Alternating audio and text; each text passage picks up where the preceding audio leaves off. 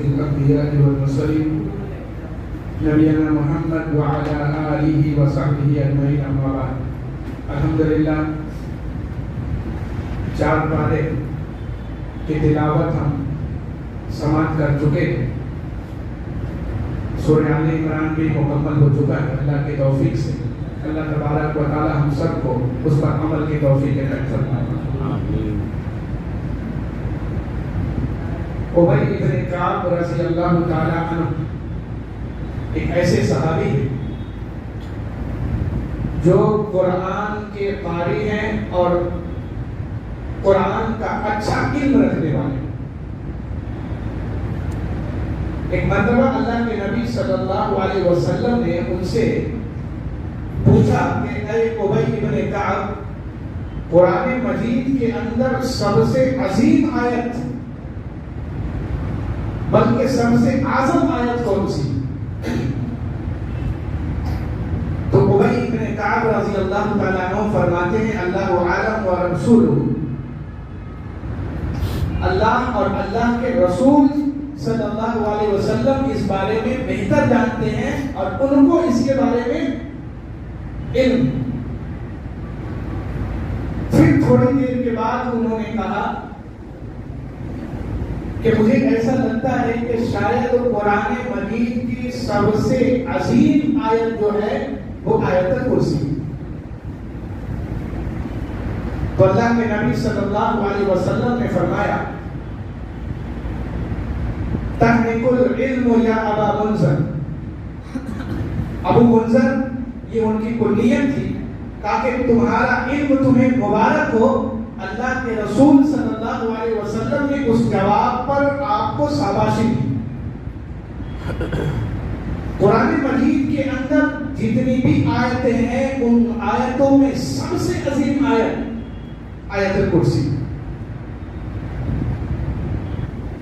اور شیطان جس آیت سے سب سے زیادہ خوف کھاتا ہے اور جس سے سب سے زیادہ ڈرتا ہے وہ یہی قرآن مجید کی آیت الکرسی.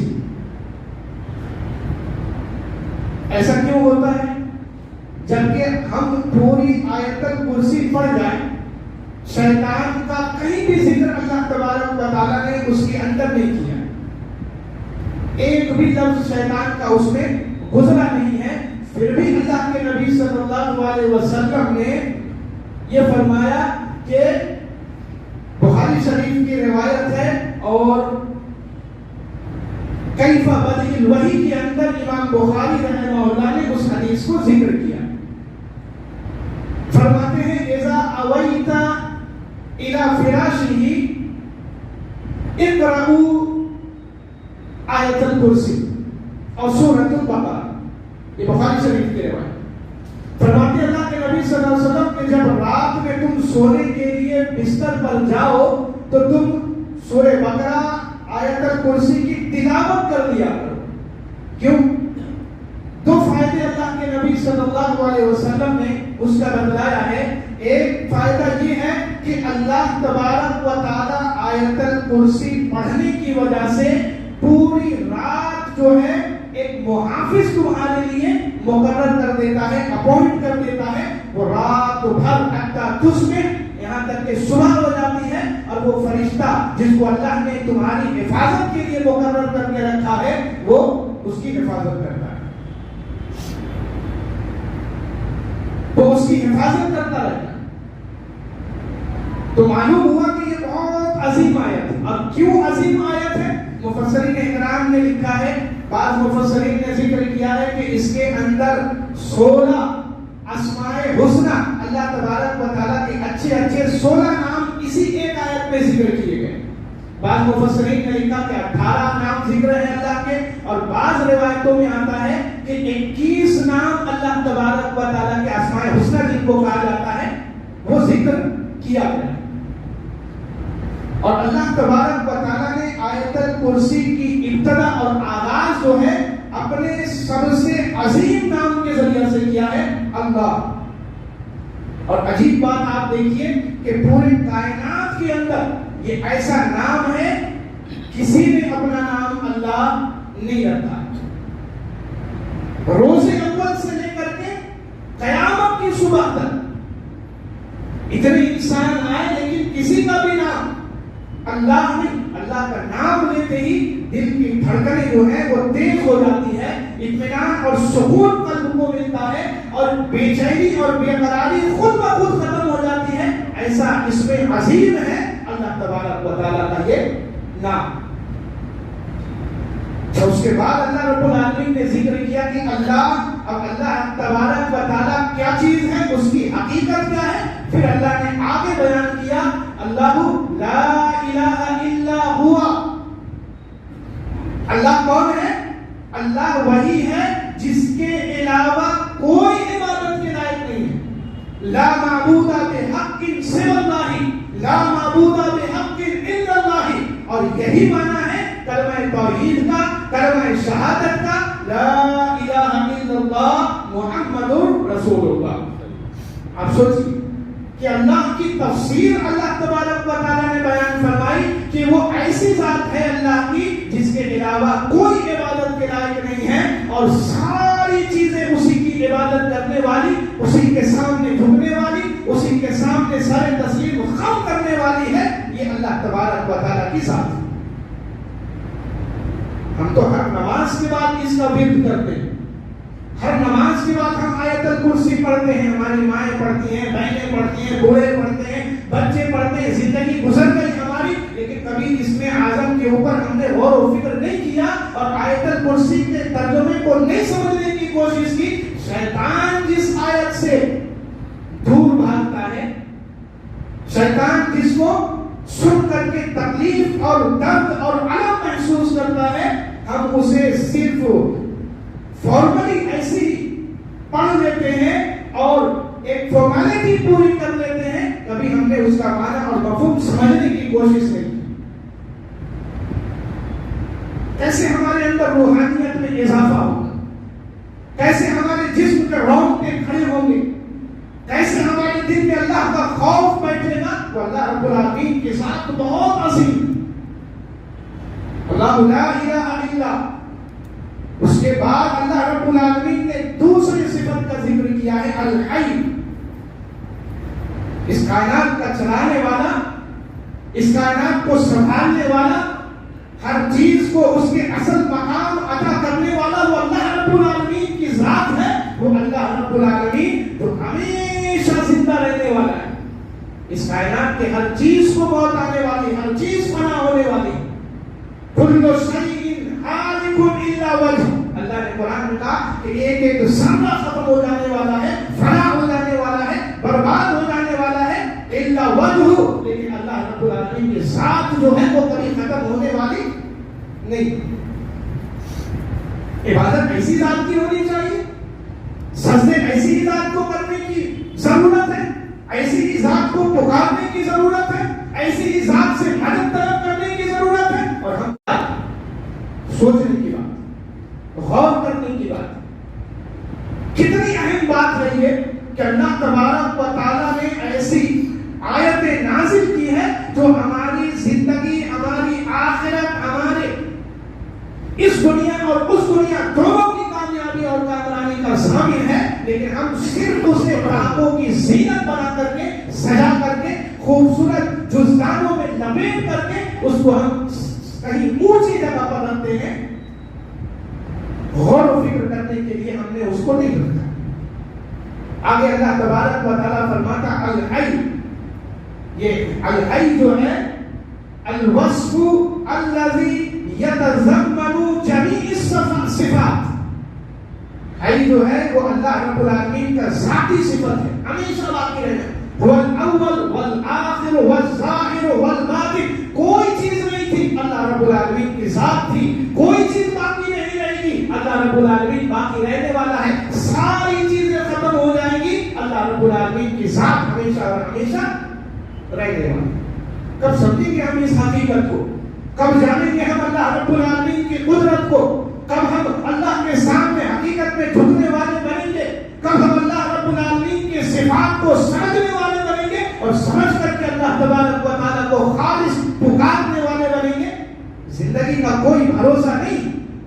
قبروں کو سجدہ کرتے ہوئے غیر اللہ اللہ کو پکارتے ہوئے، غیر اللہ سے مدد مانگتے ہوئے، شرک میں، ضلالت میں، اگر فرشتوں نے آ کر کے جسم سے روح کو دبوچ کر نکال لیا، پھر لمحہ بھر کی مہلت نہیں ملے گی، شرک کی حالت میں اللہ کے پاس جائیں گے اور فرشتے خط گھسیٹ کر کے ہمیں جہنم میں کوئی بچانے والا نہیں، کوئی مدد کرنے والا نہیں۔ اللہ تبارک و تعالیٰ نے فرمایا، اللہ رب العالمین نے کہا ہے، من ذا الذی یشفع عندہ الا بإذنہ۔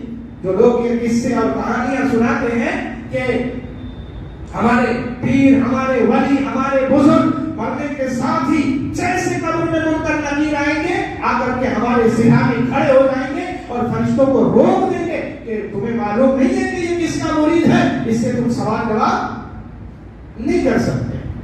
وہ اللہ تبارک و تعالیٰ کہہ رہا ہے، اپنی ملکیت اللہ تبارک و تعالیٰ بتا ہے۔ ایک ہوتا ہے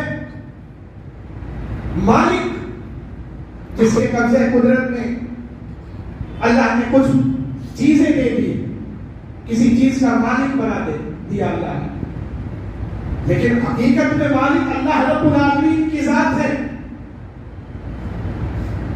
انت تملک من یملک، اللہ تبارک و تعالیٰ کی ذات ایسی ہے کہ سارے دنیا کے لوگ کس چیز کے مالک ہیں؟ اللہ تبارک و تعالیٰ مالک کا مالک ہے۔ اللہ تبارک و تعالیٰ دنیا میں کوئی زمین کا مالک، کوئی جائیداد کا مالک، کوئی عہدے کا مالک، کوئی کسی چیز کا مالک، اور سارے مالکوں کا مالک اور بادشاہ وہ اللہ رب العالمین کی ذات ہے۔ اللہ نے تو مہلت دے دیا دنیا کے اندر، اور پھر اللہ رب العالمین نے اسی لیے کہا، من ذا الذی یشفع عندہ الا بإذنہ۔ ذرا بتاؤ کون ہے؟ دنیا میں سب مالک بنے پھرتے ہیں کہ ہم آقا ہیں، ہم مالک ہیں، ہم سپروائزر ہیں، سپرویژن کرنے والے ہیں۔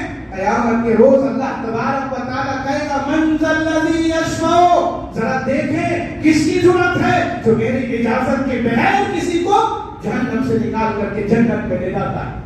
ذرا دیکھوں میں کون کس کی ضرورت اور جسارت ہے کہ اس کے گناہوں کو معاف کروا کر کے، نیکیاں دلوا کر کے اسے اللہ رب العالمین کی نعمت والی جنت میں داخل کروا دیتا ہے۔ من ذا الذی یشفع، اللہ نے چیلنج کیا، کون ہے؟ دیکھیں گے وہاں پر کوئی ایسی ذات نہیں۔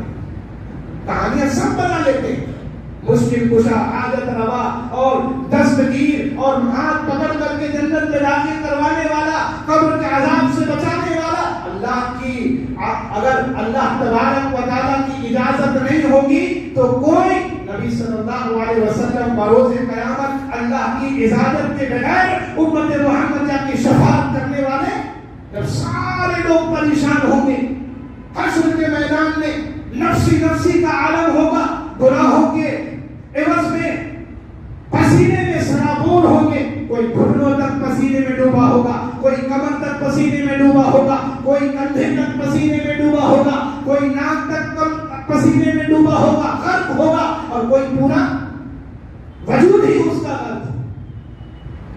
سارے لوگ پریشان ہوں گے، مدد کرنے والا کون ہے؟ اللہ کے سامنے ہماری بخشش کروانے والا کون ہے؟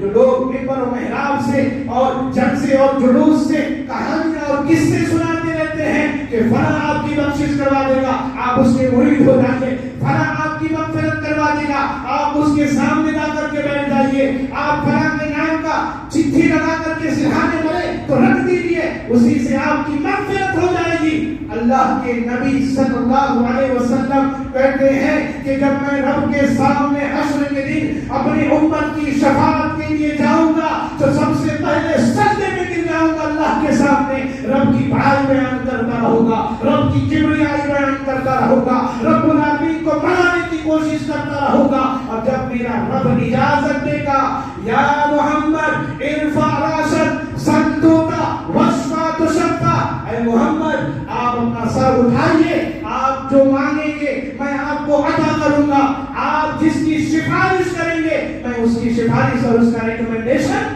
قبول کروں گا۔ اور ہم قصے اور کہانیاں سناتے ہیں کہ وہ معاف کروا دے گا، وہ معاف کروا دے گا، وہ بخشش کروا دے گا، اللہ تبارک و تعالیٰ کی اجازت کے بغیر۔ ہم نے کبھی غور کیا؟ آیت الکرسی تو پوری زندگی پڑھ رہے ہیں، ہمیشہ ہر فرض نماز کے بعد ہم اس کا ورد کر رہے ہیں، پڑھتے جا رہے ہیں، لیکن حقیقت کب سمجھیں گے؟ کب ہمیں حقیقت معلوم ہوگی اس کی؟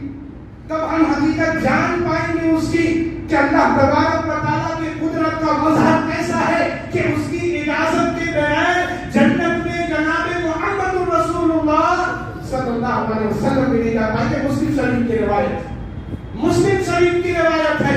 اللہ کے نبی صلی اللہ علیہ وسلم فرماتے ہیں کہ صحابہ تمہیں معلوم ہے تم اپنے اعمال کے بدلے یا کوئی بھی اپنے عمل کے بدلے جنت میں داخل ہونے والا نہیں اور جانے والا نہیں جب تک اللہ کی رحمت شامل حال نہ ہو، جب تک اللہ رب العالمین کی نظر رحمت تمہارے اوپر نہ پڑ جائے، جب رب العالمین کی شفقت میں تم نہ آ جاؤ، اور جب تک اللہ اجازت نہ دے دے، کوئی جنت میں داخل ہونے والا اور جانے والا نہیں. کوئی جنت میں داخل ہونے اور جانے والا. صحابہ کرام نے کہا اللہ کے نبی صلی اللہ علیہ وسلم کیا آپ بھی اللہ کی اجازت کے بغیر جنت میں داخل ہونے والے نہیں؟ کہا میں بھی رب کی اجازت کے بغیر جنت میں جانے والا. ہم کس کی بات کر رہے ہیں؟ ہم کس کے منتظر ہیں؟ ہم کس کی شفاعت کا انتظار کر رہے ہیں؟ سب سے بڑا شافع المسلمین جس کو کہا جاتا ہے نبی صلی اللہ علیہ وسلم، سارے امت کے گنہگاروں کی شفاعت کرنے والے رب کے سامنے حشر کے میدان میں جب اللہ کی اجازت ہوگی وہ سفارش کریں گے تو آپ کے امتیوں کی کوئی گنتی ہی نہیں ہے، ہمارے شمار کی کوئی گنتی ہی نہیں ہے. یہ حقیقت تب ہم سمجھیں.